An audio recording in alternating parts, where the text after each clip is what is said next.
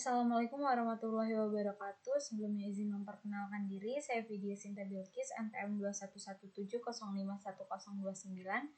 dari kelas D Program Studi S1 Ilmu Komputer.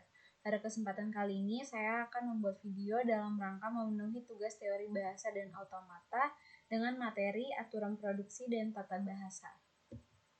Nah, jadi tata bahasa itu apa sih? Nah, grammar atau tata bahasa adalah sebagai kumpulan dari himpunan-himpunan variabel, simbol-simbol terminal, simbol awal yang dibatasi oleh aturan-aturan produksi. Nah, dalam tata bahasa ini ada yang namanya alfabet, yaitu simbol terminal, kemudian ada kalimat, yaitu simbol-simbol terminal, dan bahasa, yaitu himpunan kalimat-kalimat.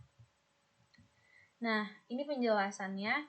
Nah, simbol-simbol terminal. Nah, kalau huruf kecil itu awal alfabet, misalnya A, B, C. Kemudian untuk simbol operator itu misalnya plus, minus, dan kali. Kemudian untuk simbol tanda baca itu misalnya titik 2, buka kurung, petik 2, koma, dan titik koma.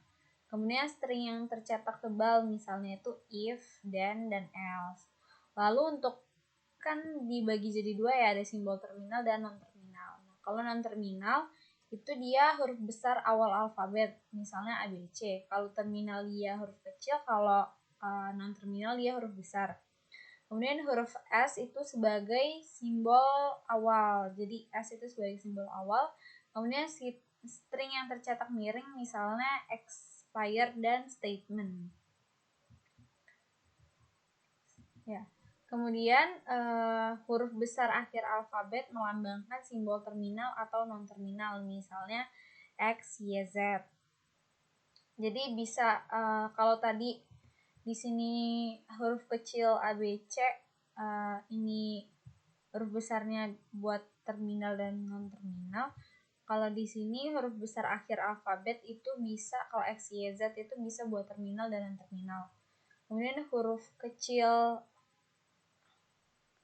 akhir alfabet melambangkan string yang tersusun atas simbol-simbol terminal, misalnya X, Y, Z. Nah, huruf Yunani melambangkan string yang tersusun atas simbol-simbol terminal atau simbol-simbol non-terminal atau campuran keduanya, misalnya theta, beta, dan y. Nah, selanjutnya tadi kan kita udah ngebahas soal tata bahasa nih. Nah, selanjutnya itu ada aturan produksi. Apa sih aturan produksi itu?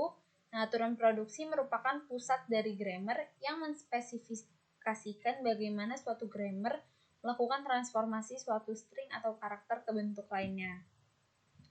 Di sini ada aturan produksi itu dinyatakan dalam bentuk alfa, panah, beta gini. Nah, alfa itu bisa menghasilkan atau menurunkan si beta. Alfa simbol-simbol untuk ruas kiri dan beta itu simbol-simbol untuk ruas kanan. Nah, simbol-simbolnya itu dapat berupa terminal dan non-terminal, di mana non-terminal dapat diturunkan menjadi simbol lainnya. Umumnya simbol terminal disimbolkan dengan huruf kecil yang kayak tadi, nah kan A, B, C, sedangkan untuk simbol non-terminal itu disimbolkan dengan huruf besar A, B, C. Misalnya contohnya ini T, terus panah A, artinya si T ini menghasilkan A, atau kalau dari penjelasan ini bisa menghasilkan atau menurunkan.